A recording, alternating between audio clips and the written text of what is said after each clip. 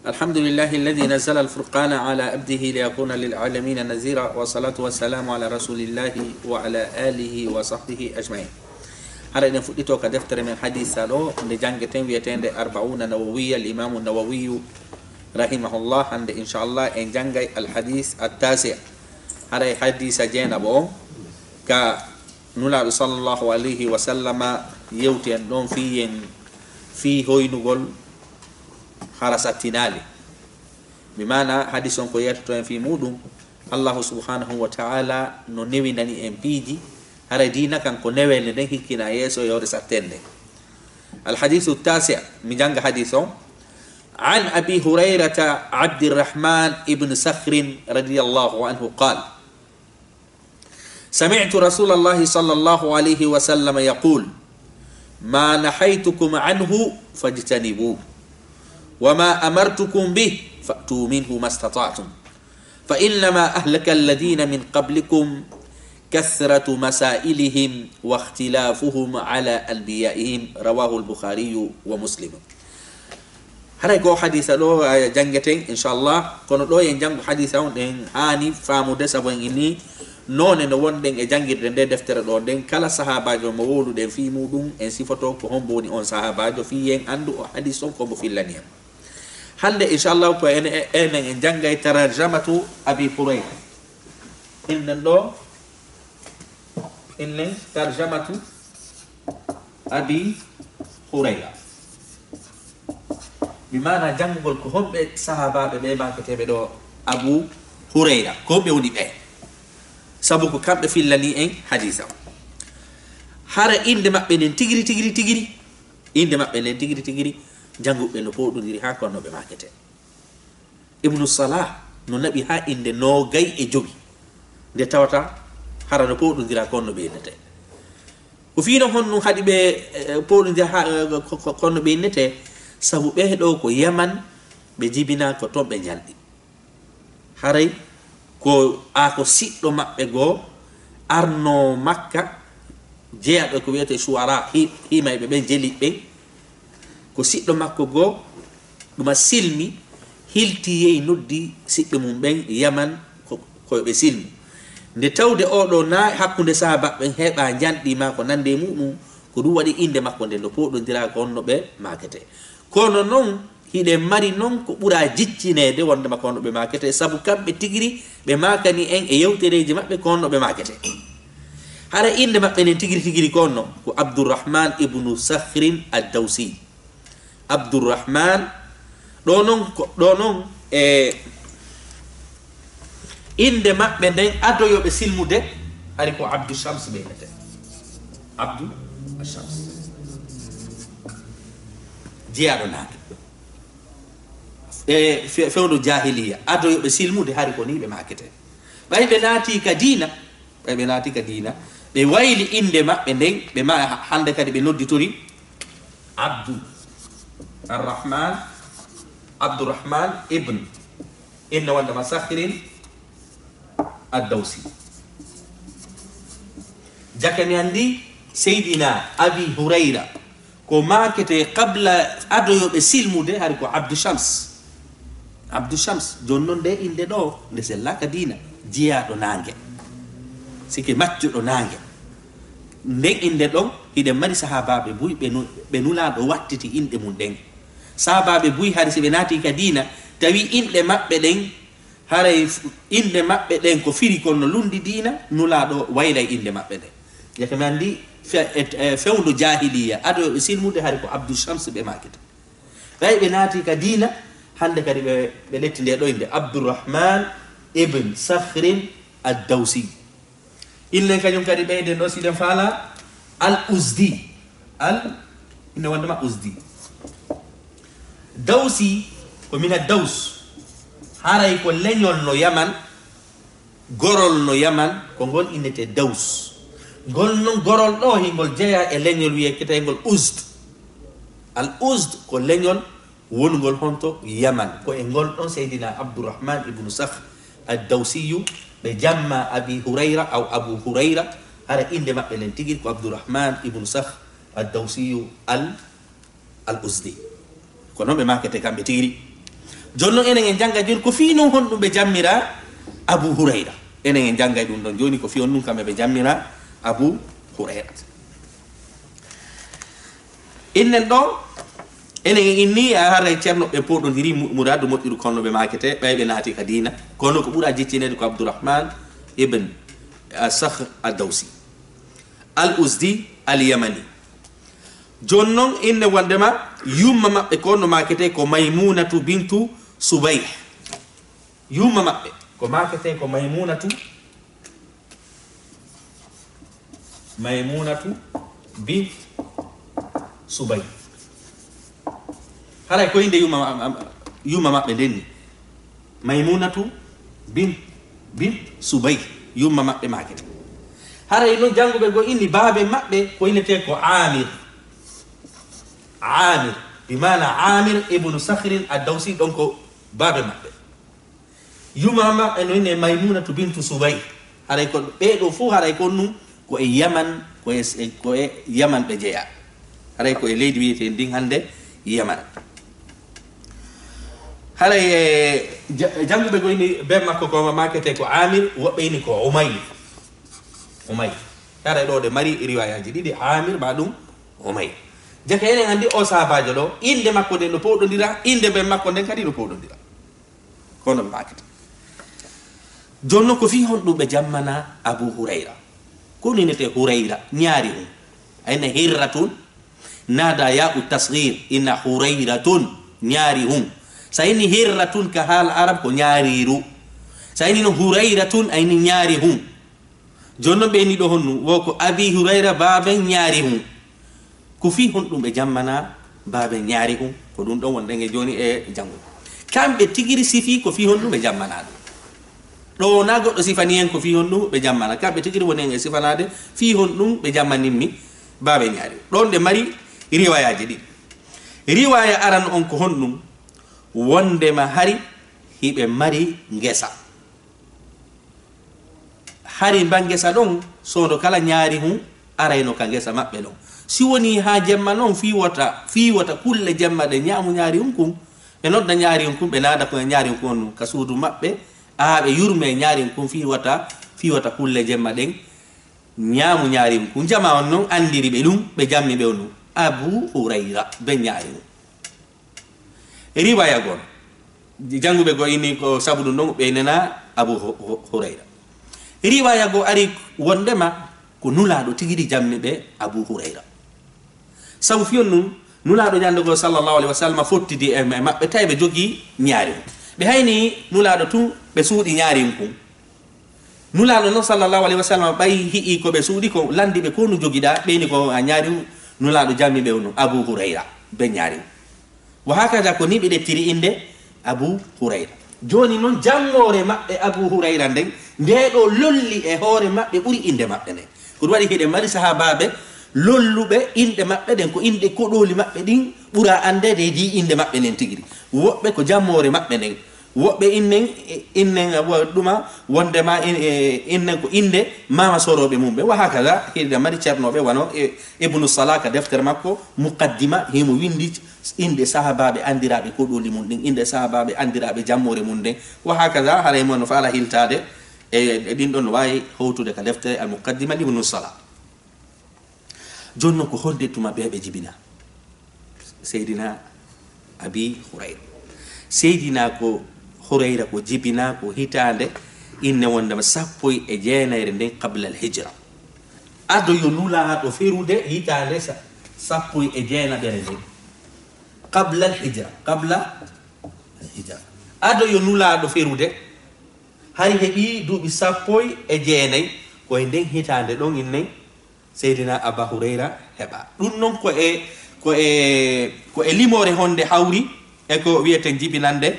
Seydina ko wiyeten ko Isa ɗum ko hawri ko duuɓi 159 e jibinede miladi jibinede ko wiyeten ko annabi Isa mi mana hande ka wiyeten ɗo 2016 hari on tuma ko 599 ko e nde hitande ɗo Seydina Abi Hurayra jibina menage fan honto non ngal ɓe jibina koye leydi Yaman koye leydi innen wondema ɗuma yaman e kono kaɓe jibina ɗon kañum kadi famille ji maɓɓe ɗin hari kamɓe famille maɓɓe on hettaki ko e suudu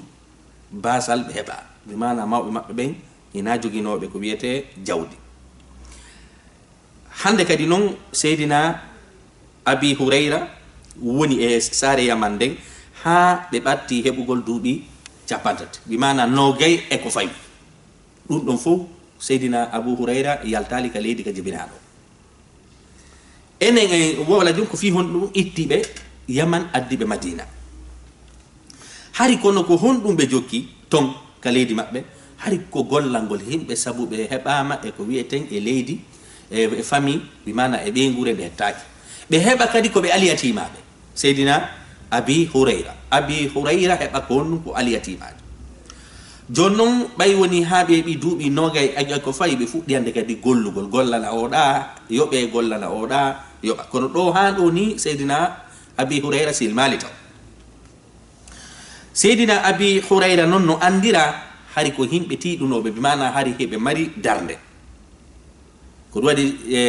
sifiɓe fi maɓɓe ɓen inni wo hari hakkude balaje maɓɓe ɗen no yaaji bimana ko marnoɓe darde hari kadi hiɓe mari jubuji ɗiɗi ɗuma sukudu gori ɗiɗi hari kañum kadi hiɓe jeeya ɗin gori ɗi ɓe jogui ɗo bimana sukudu maɓɓe ɗum kamɓe ɓe firsinayno ndu hiɗen andi ka sariya no sella firsingol sukudu e ko wiyete noneji ɗi fof si wona ɓale sariya men on newna hon ɗum si tawi woni sukudu han ɗum ko ennen purino e muɗum yomi ɗettu ko wiyete couleur ɓale mi waɗa ka sukudu ɗum ɗon ha nafiyo no saabu ɗum ɗon jamfano e mum hala sariya on armininno kono sa ɗettay ko wiyete mbulejum waɗa ka hoore ma ɗum innen couleur wo couleur inne waddema none wo none haray no sella hino wurin no jeeya e ko wiyete sunna wonde ko wiyete firsingol sukudu mum ɗum si wona ɓale haray no jeeya e seydina abi hurayra kamɓe kadi hari ɓe firsinay ko wiyete sukudu maɓɓe joni noon ko honno seydina abi hurayra silmiri hiɗen mari neɗɗo no wiye tufayl ibnu amr ad-dawsi hiɗen mari sahabajo non newno tufayl ibn amr ad-dawsi o sahabajo ɗo imo jeyano e suwara mo jeyano e andiraɓe ko wiyete himugol gimɗi o sahabajo ɗo o yi oɗo kañum kadi ko dawsi oɗo bimana oɗo kañum e seydina abi hurayra koye nder gorol gotol ɓe jeeya saabu ɓe fof koye leñol wiyetengol daws wongol yama oɗo kañum hari ari silmi jungo nulaɗo sallllahu alayhi wa sallam o ari o silmi jungo nulaɗo saabu kanko hari innen wondema o yiidi e nulaɗo sallllahu alayhi wa sallam makka o inni noon nulaɗo miɗo faala yawde noddoya yimɓe am ɓen hon e dina miɗo faala noddoyde yimɓe am ɓen e dina nulaɗo imminimo yo yaw o noddoya yimɓe makko ɓen e dina o yehi noon o noddi yimɓe makko ɓen ɓeygu makko jaɓi fof jaɓi ko heɓi jaɓuɗo e nder leñol makko ngol wu ko seydina abi hurayra bimana abi hurayra e seydina tufayl ibnu amr ad-dawsi ko sabu ɓeɗo naadi ɓeɗo ka dina ko sabu seydina tufayl ibnu amr ad-dawsi woni sabu natugol seydina abu hurayra sabu ɓe fof koɓe gorol ad-daws ɓe jeeya ɓeɗo atti silmude yehi noddi ɓe e dina seydina abi hurayrata innen wondema jaɓi kañum joni noon ko honde tuma noon ɓe jaɓi l'islam ko hitande haybara nden ɗe gueɗe ɗe naneten nulaɗo waɗi haybar koye nden ɗon hitande seydina abi hurayrata silmi haray noon ɓay ɓe silmi ɓe feri ɓe seeni madina tawi hiɓe mari duuɓi nogay e ko wiyete jeetati ho e jungo hombo ɓe silmi ko e jungo en inni ko o sahabajo ɗo maketeɗo tufayl ibnu amr ad-dawsi koye hitande honde noon ɓe silmi seydina abi hurayra koye hitande jeɗɗaɓere nde ɓaawo ferugol nulaɗo sallllahu alayhi wa sallam bimana ɓay nulaɗo iwi makka senike madina duuɓi jeɗɗi feƴƴi koye nde hitande ɗo seydina abu hurayra silmi e jungo tufayl ibnu amr ad-dawsi nanda sen fami joni noon ko seydina abi hurayrata tun kañum e ɓeygu seydina tufayl ibnu amr ad-dawsi woni ko jaɓi ko wiyeten kon l'islam. Seydina noon Abi Hurayra ɗo ɓe silmi ɓe yeɓe tawi nulaɗo sallllahu alayhi wa sallam ɓe maaki hara e leñol angol halkike par ce que fiyon ɗum par ce que Seydina Toufail ibnu Amr ad-Dawsi ɓeɗo ɓe yeɓi noddi leñol amen ngol fof e dina hay e goto notaki si wona ɓeygu maɓɓe e min haray minen gorol amen ngol halkike kombo yewtiɗuno ko Seydina Abi Hurayra yeti ɗum ɗo nulaɗo sallllahu alayhi wa sallam haray leñol dawsugol ngol halkike saabu a imminiɗo yimɓe ɓe noddoyi leñol ngol fof e dina heɓaki gomniɓe si wona ɗiɗo haray ngol leñol ɗo ngol halkike ndaare nulaɗo sallllahu alayhi wa sallam on wattiri feere e Seydina Abi Hurayrata radiallahu anhu nulaɗo sallllahu alayhi wa sallam maaki haray leñol ngol halkaki allahumma hdi dawsa Allah fewnu ngol gorol wiyetegol daws ta inni Seydina Abi Hurayra ta innu leñol ngol halkike haray mi torantoɓe yo Allah fewnuɓe nulaɗo sallllahu alayhi wa sallam ɗo torani leñol ko wiyetegol ngol daws wongol yaman peewal e hitande noon Haybara nden koye nden ɗon hitande enduɗen hitande jeɗɗaɓere nden ɓawa fergol nulaɗo sallllahu alayhi wa sallam koye nden hitande ɗon Seydina Abi Hurayra silmi nden ñande noon ɓe tawano gueɗe ɗen kadi Haybara ɓe tawoya kadi gueɗe ɗen mutta inchallah enen en janggoya ɗum noon ka sira haswa inna wadama haswatu ko wiyete Haybara on kañum e mutta on ɗum ɗon fof Seydina Abi Hurayra tawan Seydina Abi Hurayra noon ko duuɓi tati pet duuɓi tati ɓe jokkodiri e nulaɗo sallllahu alayhi wa sallam en yiyay ɗo joni ko yimɓe wakkiliɓe ni ndaren ɗo kaɓe silmi hari fayde ɓe ɓi duuɓi capantati yiyay ɗo joni ɓe filli hadisaji ko wiyete guluji hadisaji ɗin ɗon fof koye nder ɗin duuɓi tati ɗon nde fof saabu fiyo no saabu yimɓe makka ɓen hari no mapodi ngeygu iwgol makka yaha ardu sham waɗa ngeygu yimɓe madina ɓen no mapodi on ɗum e guesele mum ɗen Abi Hurayra kañum ɓay silmi oyni min ko gandal mi faala ko ɗum waɗi o seedali e nulaɗo duuɓi tati ɗi o wondi ɗin fof jemma e ñalorma kanko joguino catalum kum kanko kala ka nulaɗo ya e no kamɓe wonde ko ɗum waɗi o filli hadisaji ɓuuri sahabaɓe fof saabu fiyon ɗum o natudu e ɓernde laaɓude fi heɓugol gandal jaka ɗo kañum kadi ko ɗum fameten innugol duuɓi an towi mi janggatama ɗum a fewɗo ni ɗuma en ɗum ɗon konnu ko hutuwati cheytan ko laawi cheytane no Seydina Abi Hurayra hari faydi ɓe heeɓi duuɓi capantati ka ɓe silmi e hoore ala deftere ko wiyete kutubu sunan sahihul Bukhari wa Muslim wa Darami wa Muwatta o Malik defte sunna ɗen fof yewtereji ala ɓurɗomo fillade hadis e nder ɗin duuɓi tati ɗo ɗumanni ɗon sabu fiyon ɗum saabu o laɓɓi o inni kankadi hemo faala ko wiyete gandal ñande go nulaɗo sallllahu alayhi wa sallam innen ɗuma wondema a maaki ko hombo faala ko wiyete gandal on tigi fonta tiggare ɗuma wanare mum nde Seydina Aba Hurayrata itti wanare mum nde fonti nulaɗo maaki yo Allah okkore gandal inni ñobbu wanare nden o ñobbi wanare nden nulaɗo inni ayɓi gandal ko ɗum waɗi on ala hadisaji ɓurɗi ɗuɗude ɗi fof ko kanko filli enen en walla ɗo joni ko hadisaji jelu o filli e nder defte jeenayyi ɗe ahlu sunna wal jamaa hoolori ɗen hadisaji ɓurɗi ɗuɗude ni fof ko Seydina Abi Hurayrata radiallahu anhu ɗuma filli haray en inni wonde makko e hitande jeɗɗaɓere nden ama Khaybar ɓe ɗuma ɓe tawa gueɗe ɗen Khaybar kañum e ko wiyete haswatu ɗuma mutta no jeeya kañum kadi ɗum ɗon hari Seydina Abi Hurayra ɓe seedata e nulaɗo sallllahu alayhi wa sallam gila ka ɓe silmi hakke ko tawata nulaɗo sallllahu alayhi wa sallam hari no watta ɓe feere heɓuɗen hadisa ka nulaɗo maki makani ɓe ya Aba Hurayra kun wari an takun abada nnas wonu neɗɗo ruuɗiɗo a wonay neɗɗo ɓurowo rewde Allah piiji ɗin fof himɓe jeyano kañum kadi on mum e ko wiyete ahlu suffa iɗen mari ahlu suffa ahal suffa komɓe innete ahlu suffa ko himɓe tampunoɓe ɓen ko ɗuma koko wiyeten kon fuqaraul madina yimɓe jeyanoɓe madina ɓe ta ala jawdi ala fus ko tampu ɗum ala suudu ala ñamete ala fuy hari kaka juulirde nulaɗo ɗon ɓe werata kala waɗo o sadaka sitti a sadaka e ko nande muɗum ko ɗon addayno no jeyano e wonɓe ɓen ahlu suffa habbino joɗotono ɓen hara ala fus no jeyano e Seydina Abi Hurayra sabu ɓe akkiti saare maɓɓe nden Yaman sabu l'islam ɓe ari Madina ɓe andindira hay goto hari hiɓe jeeya e ko wiyete ahlu suffa ko tampunoɓe wonno ɓen ka saare Madina e zamanu nulaɗo sallallahu alaihi wasallam tata ala hoɗo ala suudu ala ñamete ala fuy kono hari si innama haaju ko kamɓe kadi attoto yawde sabu fiyon no sabu hoɗuɓe ɓen ka takko suudu nulaɗo kala ko maporno hande kadi si ɓe holliti ɗo yo hedditiɓe nanu hara ɓe ɗo waɗi gollal ngal ko ɗum waɗi ɓe jama on fuɗɗike inude Aba Hurayra a filliki hadisa ko duuɓi tati tun wonduɗa nulaɗo sallllahu alayhi wa sallam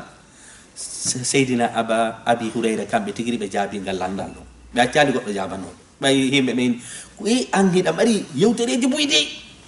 seydina Abi Hurayra inni min ko hatta mi heɓa yewtereji ko hakkunde ka nder juulirde hakkunde minbar ko ka wiyete ɗon innen hakkunde ka rawda ka juulirde nulaɗo sallllahu alayhi wa sallam ka wiyete ɗon rawda tata ɗon ko peccum e nder peccum kal janna ko hakkunde ɗon e sambor nulaɗo o mimi wuruno bimana si nulaɗo yalti ka suudu fottame Abi Hurayra si ɓe laatude ɓe fotta Abi Hurayra ko ɗum waɗi Abi Hurayra ko wiyeten ko honno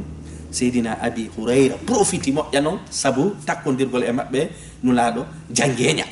jake gandi on profitugol kañum kadi ɗum ko laawol julɗo sike hunde nde tawata hara aray ha takko ma hina ya geru laawma Abi Hurayra kañum ka silmuno faydere ko duuɓi 50 kono honɗum o heɓi gandal ɓuri wonduno ɓen e nulaɗo sallllahu alayhi wa sallam gila kaɓe wonno paykum ha ɓe feƴƴinitata seydina Abi Hurayra heɓuno gandal ɓuri ɓe ko ɗum waɗi seydina Abi Hurayra kañum kadi hino jeyano e himɓe rewayɓe Allah ɓe moƴƴano hiɓe jeyano ko wiyete ubad ɓe jeyano hulayɓe Allah ɓe bimana seydina Abi Hurayra wona innen janngugol tun hadisa hiɓe jeyano kadi on ɗum e hunjiɓe qur'ana ɓen wowɓe janngude alqur'ana ɓen hunjoronde kama unzilan wanono de jippira noon no jeeya e ɓen noon kadi seydina Abi Hurayra tawti noon hadisa on kañum kadi hiɓe jeeya seede muɗum ɗe mari neɗɗo hiɓe maki Uthman an-Nahdi ɓen ɗon seyditani en ko honno seydina Abi Hurayra wonirno rewowo Allah ɓe maki seydina Abi Hurayra kamɓe ɓe guure maɓɓe nden ɓe ari ɓe koɗi kelan balɗe jeɗɗi ka suudu am e nder on balɗe jeɗɗi ko ɓe woni e muɗum mi wattani e yili kamɓe e ɓe guure maɓɓe nden ɓe senditoto pecce tati ndeya feccere immo jemma juula findina ndeya ndeya no waalo ndeya no juulude ndeya no waalo ndeya no juulude ko noon ɓe sendirayno kamɓe ɓe ɓeygure maɓɓe nden jemma o mana ɓe waɗi ɓiɓɓe maɓɓe ɓen pecce tati ɓeɗo koyo juulu ha fowto ɓeya juula ha fowto ɓeya juula ha fowto ko oɗo sifani en ko honno seydina inne wondema Abi Hurayra immortono jemma naafa seydintingol wondema hara hiɓe jeyano kañum kadi e rewayɓe Allah ɓe hiɗe mari kadi kañuri neɗɗo no wiye ɗuma Ikrima taabijo ɓe maaki mi yewtidi e seydina Abi Hurayra ɓe makanila ñande wo ñande seydina Abi Hurayra a subbinɗinotono ɓe maka subhanallah laabi inne wondema guluuji 12 e nder ñallal ngal 12000 fois seydina Abi Hurayra jantotono subhanallah e nder ñallal jake gandi on ko yimɓe wakkiline o ko ɗum Allah daali so hulilan mokkoray on gandal wattaqullah fa yuallimukumullah jake gandi hari kadi ko wakkiliɓe firewgol Allah subhanahu wa ta'ala e yewtereji maɓɓe goo kadi ɓe maaki min miɗo subbinɗino embere bakkatuji anni miɗo subbinɗino embere bakkatuji anni haray noon kañum kadi seydina Abi Hurayra kañum kadi hino jeeya kañum kadi eko ɗuma wiyeten sahabaɓe tedduɓe ɓen marɓe ko wiyete ɓuretowuɗe Imamul Bukhariyu fillani en wondema seydina Abi Hurayra ɗettuɓe gande ɓen jungo maɓɓe hino yoni ko wiyeten kon himɓe temeɗɗe jeetato e nder himɓe ɗetti gandal maɓɓe ngal bimana temeɗɗe jeetato ari ko wiyeten ɗum te'i gandal jungo maɓɓe e hoore noon hari ɓe ɓii duuɓi 50 so ɓe fuɗɗi non ko ɗum holli ɗo noon kadi ko mbo yeyti en ɗum noon ko Imamul Bukhari woni e ɗumannade on wondema haray himɓe temeɗɗe jeetati ƴetti te'i e ko wiyeten kon jungo maɓɓe. hara noon na ko ɓe landete lande ɓe jaabo mana fatuwaji ɗi ɓe waɗata. imamu zahabi ɗo kadi ko ceernojo molanaɗo ɓe maaki wondema seydina ibnu abbas hari si ɓe landama landal si seydina abi hurayra hino ɗon koɓe makata yahe lando ɗon abi hurayra oɗo seedali e ko wiyete nulaɗo yahe lando ɗon mi jabota ko mi joni noon si seydina ibnu abbas mo nulaɗo inni wawi ko wiyete tafsir ɓen ɗo seeditanike goɗɗo on ɗon ko gando haray sikki allah si tawi woni ko gando e joni noon ɓay seydina ibn abbas silmi e hitande ko wiyeten jeɗɗaɓere nde yawma khaybar ɓe seedi ke gueɗe ɗen khaybar kañum e ɗuma muta yumma maɓɓe noon hari on fewdo ɓe silmuno kamɓe hari yumma maɓɓe on no silmali ɓe yehi ɓe jeeji yumma maɓɓe akoyo silmu enen inni yumma maɓɓe no inne maymunatu bintu subay yumma maɓɓe inni kañum natta e ko wiyete dina kesa kañum accitata ko mawɓe mum ɓen jokki kon seydina ibnu abbas e seydina abi hurayra seeni ka nulaɗo sallllahu alayhi wa sallama tawi noon ɗum tawi no wullude nulaɗo maaki ene kon ɗum wonɗa e wullo yaha aba hurayra mayo abba hurayra seydina abi hurayra maaki haray yumma an jaɓali silmude miɗo huli ta yumma an mayidu e ko wiyete keferanka nola seydina abi hurayra inni nulaɗo miɗo faala ya toranolan allah yo allah fewnu yumma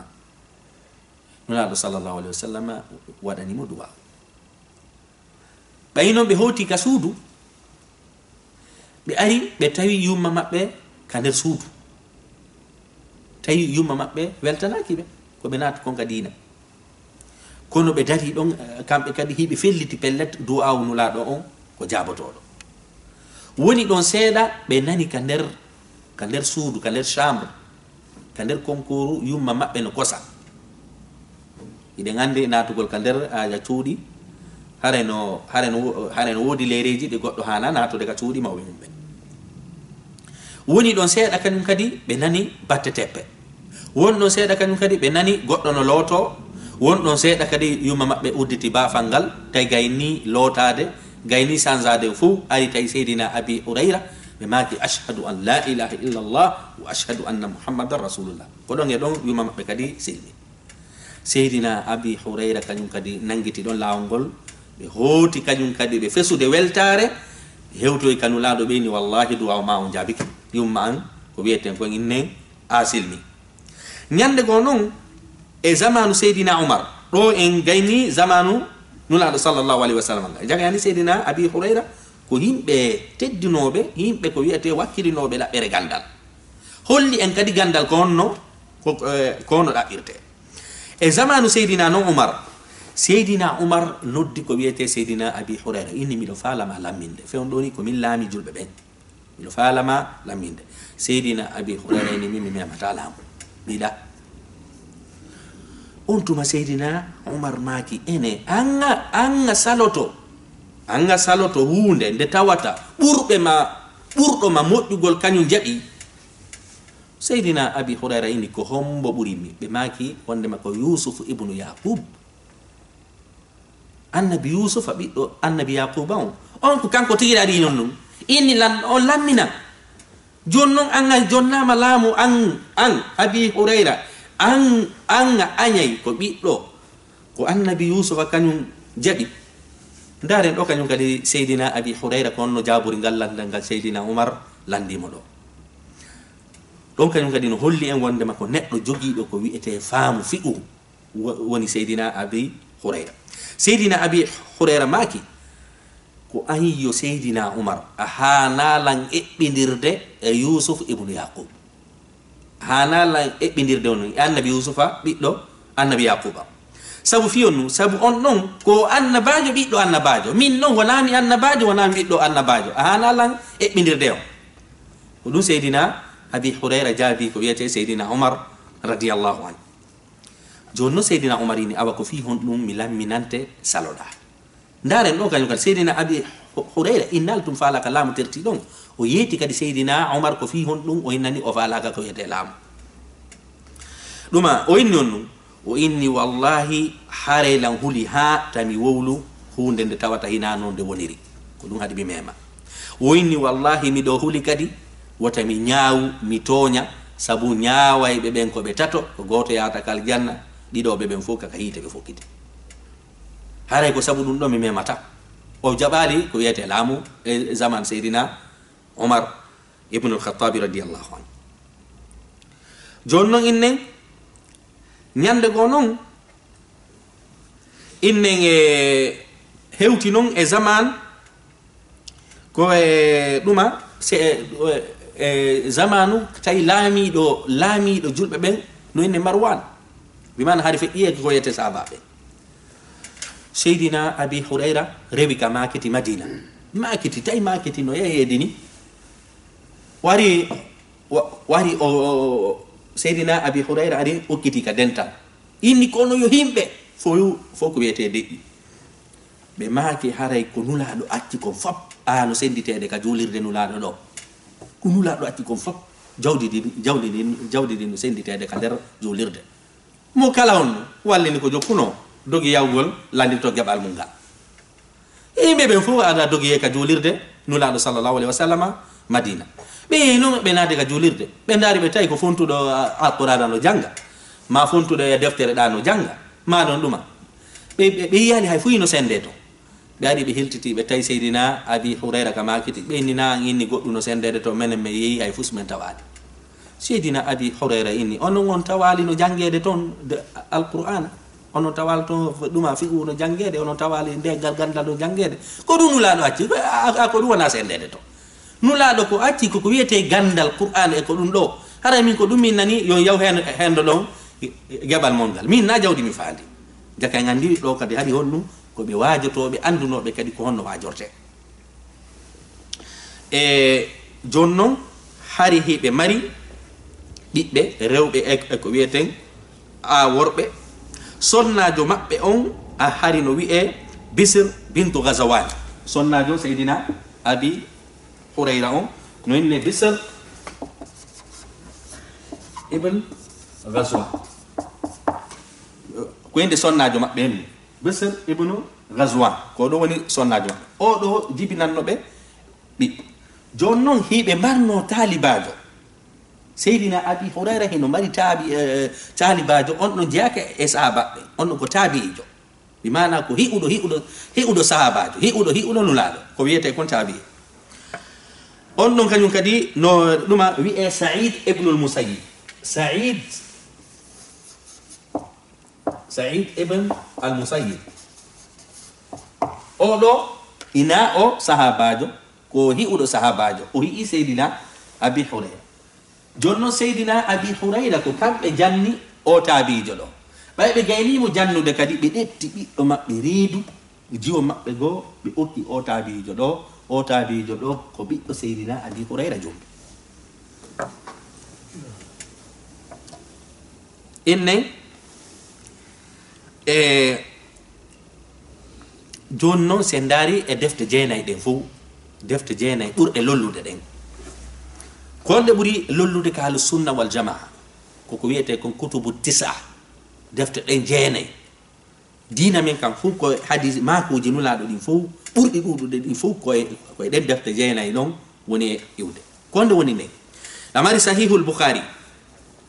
ɗa mari sahihu muslim hiɗa mari at-tirmidhiyu hiɗa mari an-nasaiyu hiɗa mari abi daoud hiɗa mari ibnu maja hiɗa mari musnadu ahmad hiɗa mari malik muwatta'u malik hiɗa mari ad-darimi ko ɗe ɗo a defte ene tewno kutubu tisa defte jeenayije ɓe ahlu sunna wal jamaa dallinorto ɗen ka yaw ɗe ɗo defte ɗe ɗo fop makuji seydina abi hurayra no nder ton e hoorel hari ɓe wi duuɓi capan tati seɓe fuɗɗi on jokkodirgol e nulaɗo sallllahu alayhi wa sallam joni noon ko hadisaji jelu seydina abi hurayra ko wiyeten kon filli ɓe fillike hadisaji guluuji 6 e temeɗɗe 800 enne wondema 8700 hadis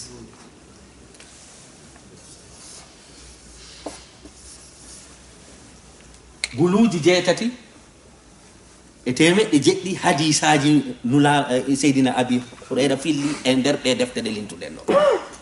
jonno ɓeeɗo hari ɓe mbi on ɗum ɗum capantati si ɓeeɗo makuno amin mi nawi amin haray miɗo mari ɗum ami hanno on ɗum hanno en hendota ko ɗiɗo jaka en andi kadi komɓe ko wakkilinoɓe fi ɗaɓɓore gandal wakkilinoɓe iwtiri ɓawo nulaɗo andi nafa gandal dari fi muɗum hadisaji guluuji jeetati e temeɗɗe jeɗɗi seydina abi hurayra filli e nder ɗe defte sappo ɗe lintuɗo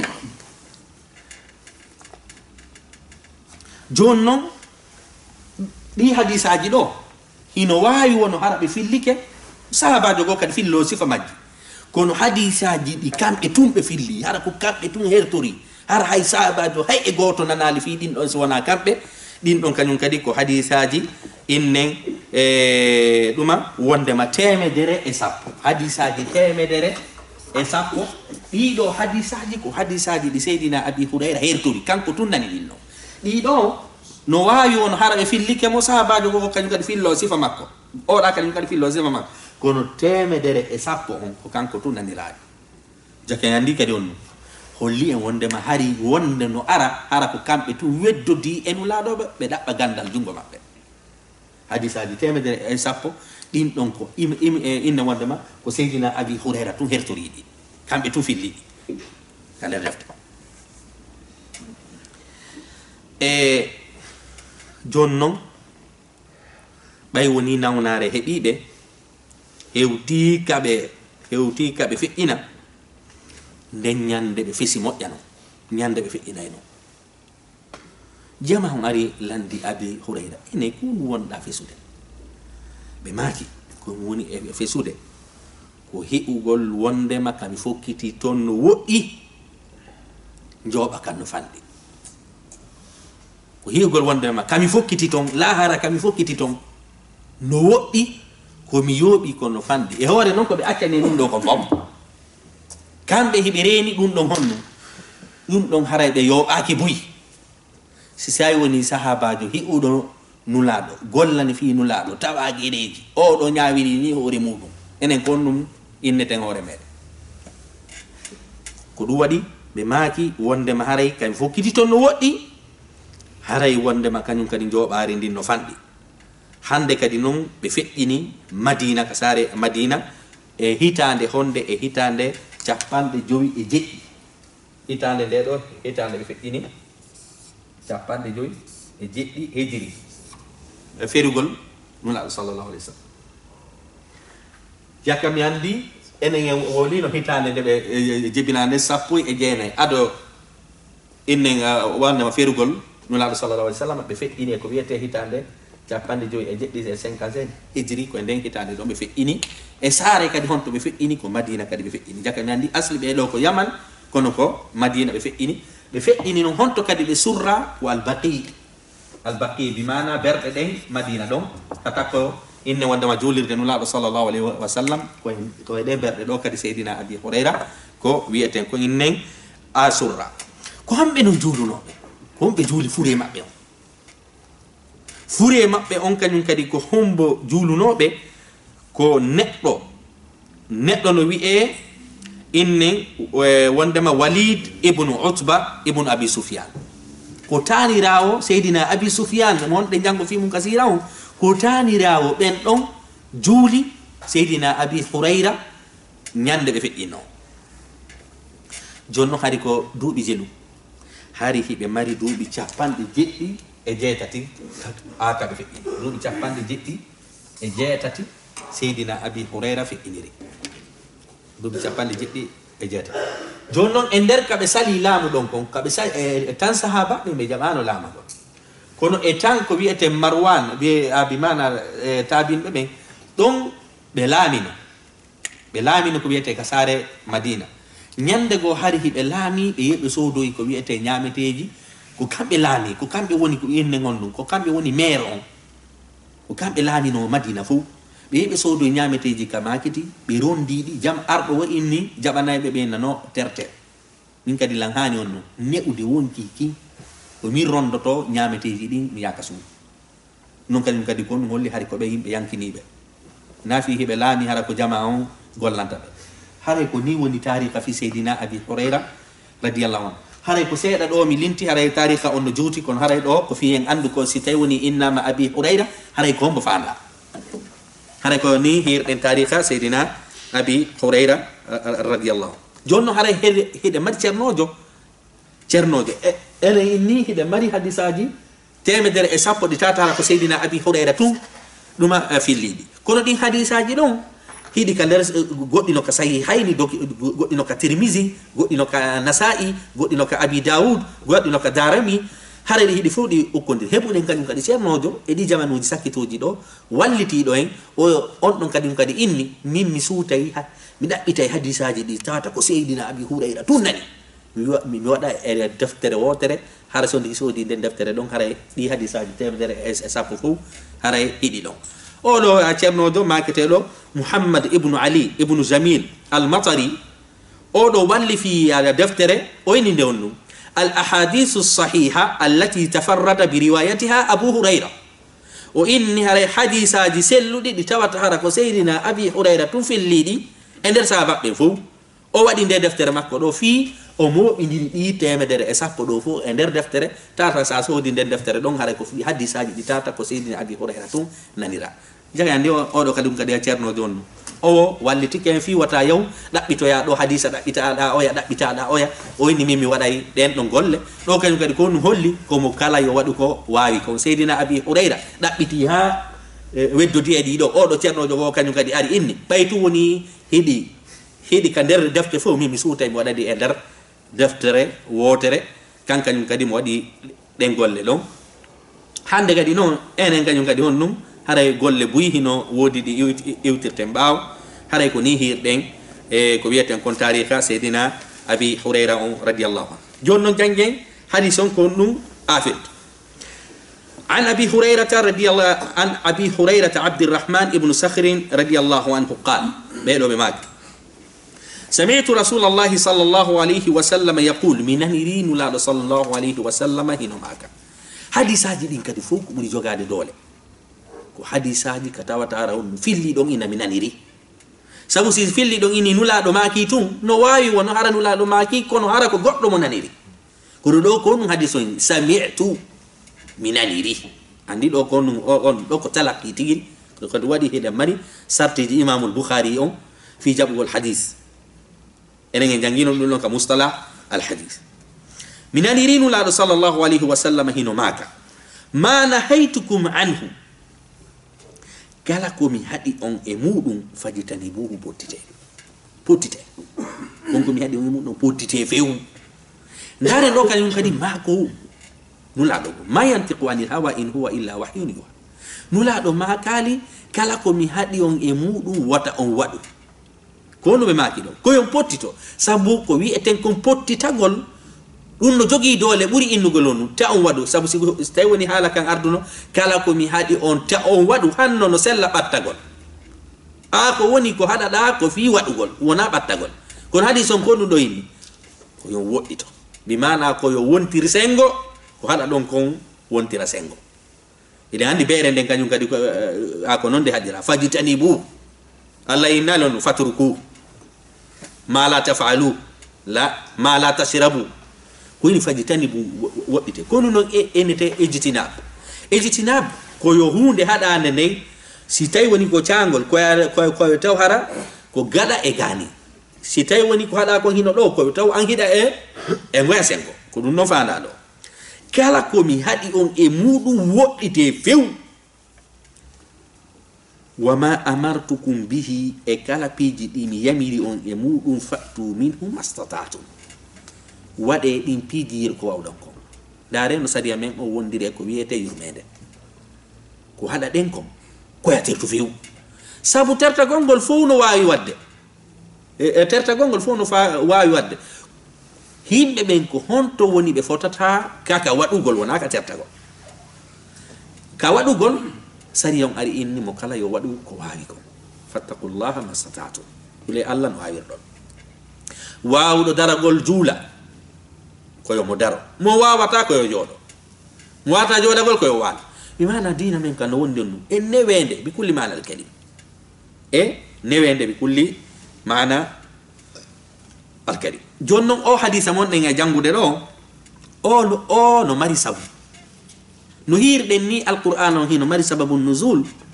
kono woniri kadi hadis kanyum kadi hadisaji gono mari on sababul wurud hino mari sabu ko hondum wadi hanu la do maki de yewtere ide mari sahabaji gono ni aqra ibn habis ide mari sahabaji gono ni aqra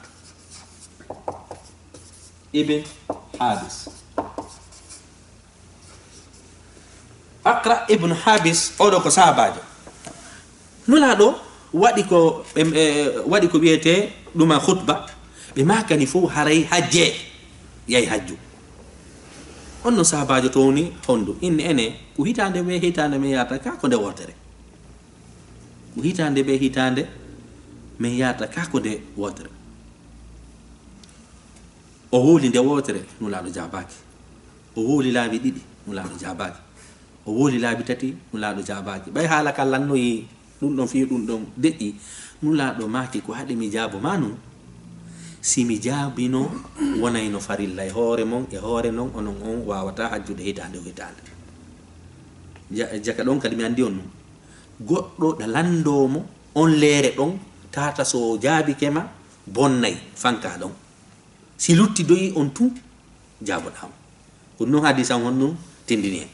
hare non ene jamanuji di do si goddo yeti kema do anga jabaki ko don haboto kono yi don sahabajo landi nula do labi tati nula no fami kini nanal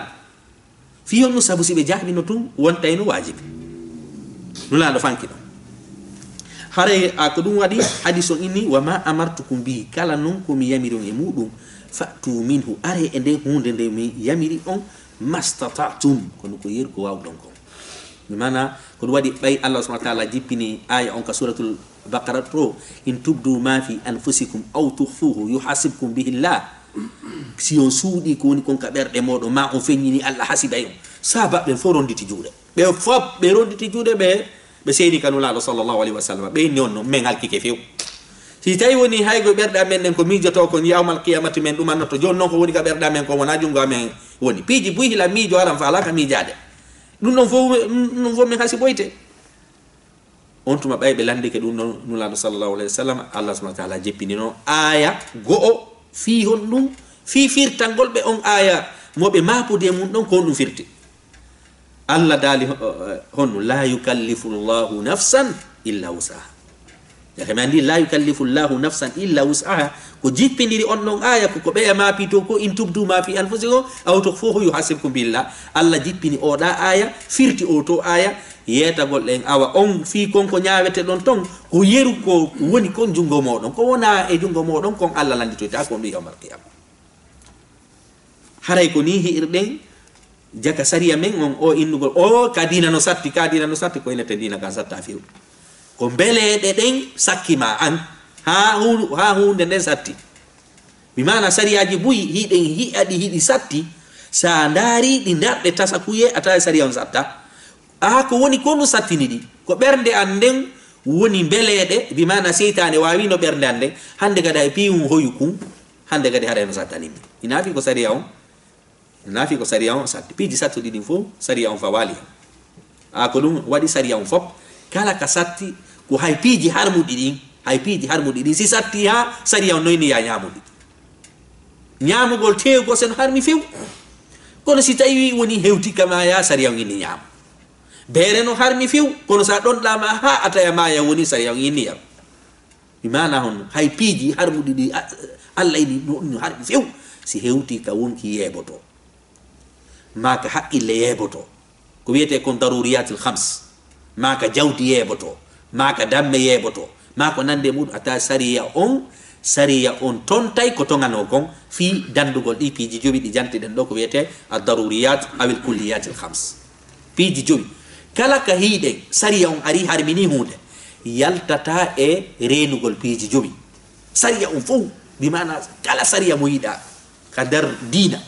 ko fi renugol piji joyi din piji do jobi ko fi kala sariya mo hiuda no wada fi en wadu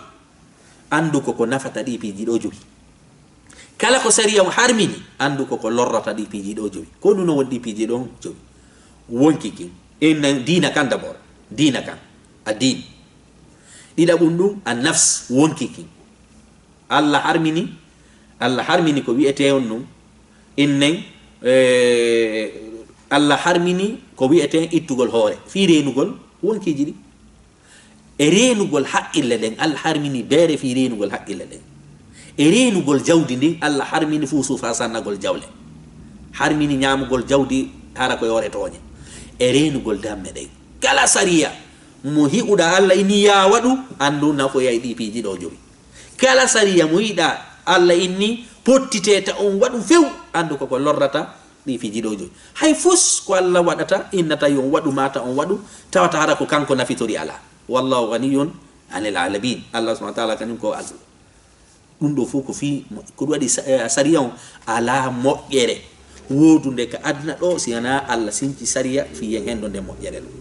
ala lor won ka kanna do sina Allah sinti sariya fi yen pottito den honde no kono la hawla wala quwwata hande hide mari wabbe inna be on lekki no ka bere lekki innen tugiye innen ndiyan tugi ko sulinta konko lekki feti ma ko nande mudum din don piji fu kon ma anzalallahu bi am sultan Allah harminta hunde ha ngasa detta nafa jama'un fu wada ende hunde harminade no dum don honno sella fiu sabu Allah subhanahu wa ta'ala ko hakim ko nyenyudo o dettata ko wi'ete nafaka woni don o harmina nay hanga satawata hara dum don enen nafitoray Allah subhanahu wa ta'ala ko sinkiri sariyaji din ko fiye nafitorene duma ko dum wadi si Allah hadi hunde dum don no jogi dole buri so yamiri hunde sabu fionu sabu ko Allah subhanahu wa ta'ala ko hadi kon hinayam attu fiu ko dum wadi heden mari qaida usuliyya indon la taklifa mal ajz kala ko ronkuda haray farlugol ala e hoore ronkere kala ko a wawata ando sariya on fawali kala kanyum kadi beyni wala muharram ma'a darura kala kadi fi woni ha abittike andu piyum harman kuma kadi ala dum do foko fi renugol bani adama ko dum wadi hadithon inni ma nahaytukum anhu piji dimi hadi on e mudum din fajtanibuhu waditedi wama amartukum bihi piji dimi yamiron din e mudum fatu minhu mastata'tum haray wadidi yirko wawdon ndare non joni fa inna ma ahlaka alladhina min qablikum ande ko halki yimbe ben yimbe baawo modon no mofteji fedduno didin ko hondu wonno sabu halku golbe jonnon sinula do no sifanade ndi do ko fi wota en yanu e palje de be yanu no den ha hebire njoddi wana no be hebir nono si be maki wonde mako halkuno mofteji fedduno didin kasratu masailihim ko uugol lande mabbe duddingol lande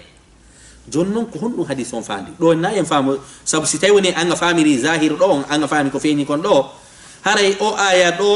no bubbondiri e ka Allah dal no fasalu ahla dhikri in kuntum la ta'lamun lande himbe gande men si on anda ko nu fanda do landa gol fi anda dum don no yamira ka sariya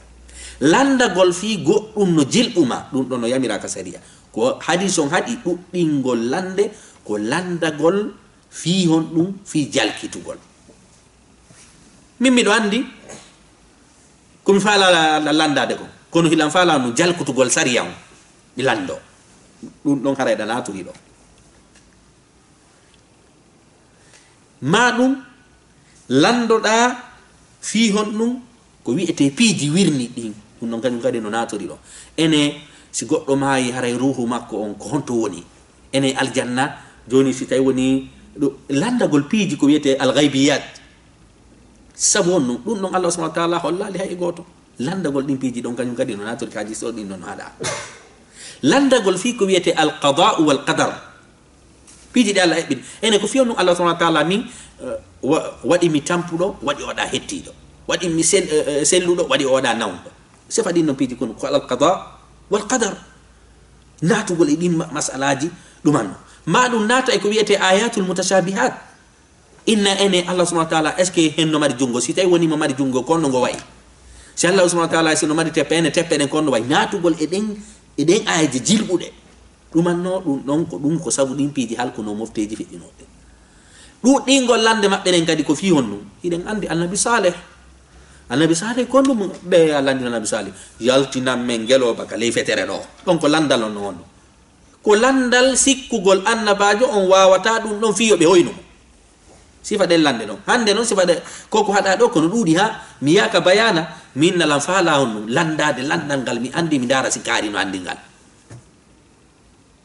dum don non ko no hay mustafa cerno ben ara ko cerno be ben tigiri no nato e di masalaji do bido yawte bi lando fi libugol kari dum non kadi no nato do duddingol Allah ko anda kon da yamira landagol non fi sorto goddo koyde landagol fi piji di Allah suudi di landagol fi dargal konno woniri ton landagol ko ala nafa kadi landagol kadi ko ala nafa dum kanyum kadi no hada innugol ene nyande non joni jama on ibidoga hodoyi ka der lewru haray konno ton kanyum juliroyte dum wadali taw kono landantoda den do lande fo honu de ala nafa kunu Allah dali on la tasalu an ashiya in tubdalakum tasukum hare din non ala landeji fo kanyum kadi no hada jonnon jake ngandi ko wadi Allah subhanahu wa ta'ala inni al yawda kebbe ngon izbahu baqara hirse nagge be fuddi non ma lawnuha ma dum do wiyi don ha to be lande o sattine to ma lande o sattine to ma lande o sattine jake mi andi duddingol lande tawata hinafi yomi andu dum non hada duddingol non lande finu min mi andira ay mi anda dum non hada ko mi faala dum do ko mi famil hadison no hani ra famirede no haray ko inna do kasratu masailin ko dudugol lande mabbe ko lande de yewtiden do den hada ko no lande fi andugol gol dum don hadaka wa ikhtilafuhum ala anbiya'ihim e luto dirgol mabbe e hore annababe mabbe ben dum non kanyum kadi ko nambara dida bo nawnare hebude den mofteji feddino din nula do maki wattane e yilete on yanu e de palje do ala nun ko duddingol lande de nafata e dida mun du lutondirgol annababe men e dum no kanyum kadi wadi e mofteji feddino din nde fedde inna annabi isa ko kantun ko kanyum woni duma annabi musa wana annabajo be la kanyum kadi inna ko annabi isa ko annabi musa woni annabajo annabi isa wana annabajo mo kala e mabbe ko wiete sabuta oya mo kala e mabbe sabuta oya nula do makita en nato e din no piji hande non no wadude de do fedde sabuta de fedde da sabuta de fedde da inna ko kanyum jokki sunna de da inna mi mana mo kala hon dum hefindinirde oya mo kala no wadude oya fasik mo kala no wadude dum do fo hide hada ka sariya o do hadisa no hadi sahi fedde tawata hara hinde jokka ko wiete hara hinde mari palge hide yamira wattindirgol e fere adinu nasiha kono yawgol hondum inna wande ma lutondira tawata mo kala no wadi fedde hum mo kala no hembe tato ben wadi fedde mo kala no podondira no podondire tu fi lancugol haray dum non kadi honnum ko dum no lano maki waqtilafuhum ala albiyahim dum don hebu no mofteji din be lorri onon kadi woddite di ko wiete peji do fi wata on loro jaka mi andi do kanyum kan non ko anula do maki kon ko hada kon yempotti to few jaka mi andi ko hada kon goddo newna naka yawgole mum si wonara way bonno ganto so hebi ganto ndaren sariya men on ko wonde ko wiete yurmede nula do maki son hada ma goddum na yon batto few kono sariya on ari inni on illa man turitum sina hon hara o hebi bittende so hebi bittende hay ko hada kon wade fi yon dandu wonkiji mon din jaka mi andi ada dina men kan on ko ne bende jonnon ko hada kon hino mari ko wiete noneji didi ko hada few wata batto on don inne on nahyu tahrim ko nahyu tahrim bimana ko hada ta no harbi la mari non none dida bo ko wiete on nahyu inne wonde ma makruh harako ko anya jonno kanyum kadi ko nula do maki on kanyum kadi ko yamira den ko yen wadu yen ko wawden ko don gadi no senditi didi ko yamira den ko yamira den harako wajibat e ko yamira den harako mandubat harako sunna duma ko wajibi dum ko wieten ko sunna haray non ko wadi hide mari kanula sallallahu alaihi wasallam fi yafamu hadithon wonde ma duddingol ala lande do den ko faanda ko lande de tata nafata ma lande de tatara sina dum alquran yeti ke nokkidi buyi ka sahaba ben landinu laado yasalunaka anil anfal yasalunaka anil yatama yasalunaka anil ahilla yasalunaka anil mahid ɗum ɗon fof ko ɗum ko yasalunaka ɓe arima landade jaka hande on landa gongol haɗaka sahaba ɓen landike yasalunaka anil anfal ɗon ɓe landi fi kono hoyri ndin jawdi ndin heɓoy toon ndin ka gueɗeji yasalunaka anil mahid fi lordu ndu yasalunaka ani shahri lharam qitalin fi ɗon ɓe landike ma kañum kadi inne waddema yasalunaka anil yatama ɗum ɗon fof ko yasalunaka ɓe landike e annulaɗo kono aya on felali ɓe few sabu ɗon ɓe landi fi no ɓe andira kono landagol fi sottugol koyɗe yimɓe waylutugol andugol embere gandal goɗɗo ma ko nande muɗum ɗum ɗon haray no haɗa sabu haray ɗum ɗon fof no natori e hoynugol ko wiyete musidɗo mum ko wiyete innen jolɗo ko ɗum waɗi nulaɗo sallllahu alayhi wa sallam manti sonnaɓe jeeyaɓe madina ɓen nulaɗo no manti ɓen ndaren ko fiyo nulaɗo mantani ɓen sonnaɓe jeeyaɓe madina nulaɗo maki kono yo sonnaɓe madina haray ɗo weltana sabu fiyo no hersa haɗali on landagol fi dina mon kam jaka mi andi ɗo on ine mari kadi woɓɓe on ennaɓe mi landota ko sabu min lan hersi ɗum ɗo haray ko landal personnel haray mi susta landade ɗum ɗon kañum kadi no haɗa ka saria sino yowodiri e dina haysa landaki e mbatu wono ɗaɓɓumo landoɗa anduɗo nulaɗo maki ne'man nisa haray mo i suddiɓe mi mana mi mantiɓe suddiɓe nisaul ansar sonnaɓe jeeyaɓe madina ɓen lam yamna'na hunna alhaya min attafaquhi fi din haray haɗali ɓe hersa kan sakkaki ɓe fi landoyagol nulaɗo sallllahu alayhi wa sallam ma lando sonnaɓe maɓɓe ɓen fi ko wiyete dina kam innen wondema seydina ibnu abbas landa ene ko honno heɓirɗa gandal seydina ibnu abbas sahaba ɓe garin ene ko honno heɓirɗa gandal sabu an a heɓi gandal dey daren ɗo seydina ibnu abbas e tendini en ko fiyon ɗum ɓeɓani gandal ɓeni min komi heɓiri gandal ko ɗengal heewgal landade min haɗi mi landoto kala ko mi landoto komi anda e kadi honɗum mi heɓi kadi ɓerde famayde tata siɓe sifike mi faamayi mi heɓi kañum kadi honɗum ɓandu andum tawi kadi haɓata yawgol seppa kaari no andi komi anda kaari no andi komi anda kaari man ɓe maki ko ɗi piiji ɗo tati min okkorimi gandal ndaren enen kadi ɗo si goɗɗo gollitiri ɗi hande seɓata gandal ɗuɗɗingol landagol so jabama o faama hara kadi o amali jindugol ɗaɓɓita anduɓe ɓe seydina ibnu abbas inni landiɓomo ɓe min ko ni mi ɓiri gandal imamu zuhri ceernojo no wiye imamu zuhri ko o ceernojo ɗo janni imamul boukhari o inni wo gandal ko ngalu wongal e nder keesuwal gandal ko ngalu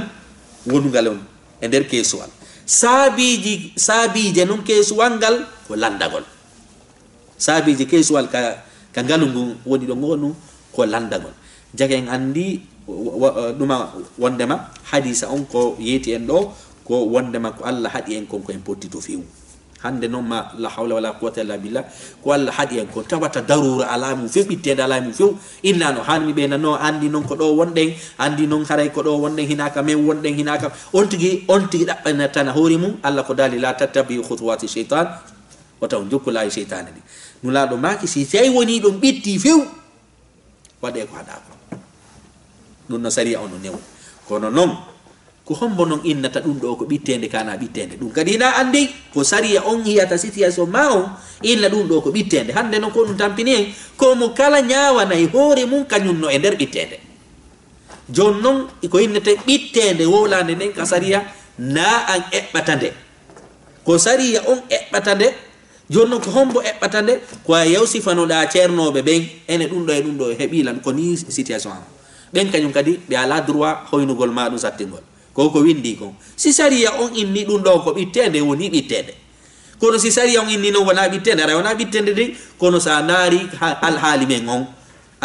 on mo kala daranayi woni hoore mum innano e nder ɓittede innano e nder ɗuma ɓe yahali hajju ɓen koye ɗum ɗon natori si wona ɓe Allah yurma ka ɓen innen wondema natuɓe e riba ñawli cuuɗi ñawli piiji ɗin fof sa landige ɓe kono ɓen ta ɓe nan menen nde ɓittede joni e hoore koɓe jogui kon ɓittede ɓe mari golle ɓe mari contrat ji ɓittede onde joguiɗa ko innete ɓittede fi ya naatu ɗin ɗon piiji ko sa walike ka ley ponji a hewti a sonjiki a walike ka ley ponji sa heeɓi ñawloma ɗo suudu hara da wawi wakilade jonno ko mo nyawlete hara sa ala do contrat jaka enen andi on nu wallahi fatwaji gono iwra ma anzalallahu biha min sultan ko enen woni di e sincude hara sariya Allah ko bari sariya Allah no potiti di sariya hara ko yete bittende ko de sariya wi den bittende newende ko de sariya wi den newende ala na haqqe e cernojo ala na haqqe ay goto sincugol inna dum do ko bittende mana duma bittende ray hadisan ko dum yeti en ko en woddito ko nulado hadi en kon e ko Allah hadi en kon waden yeri ko be yamiri en kon Allah subhanahu wa ta'ala e nulado yeri ko wawden kon innen wondema ko halkuno mufteji feƴƴuno ɗin ko ɗuɗugol lande maɓɓe e luutodirgal maɓɓe e anna maɓɓe hara no ko imam al-Bukhari e Muslim filli hadith o hara inchallah ɗen hatta ɗo e ka deftere imam an-Nawawi arba'ina an-Nawawi hara ɗen hatta ɗo inchallah wassalamu aleykum wa rahmatullahi wa barakatuh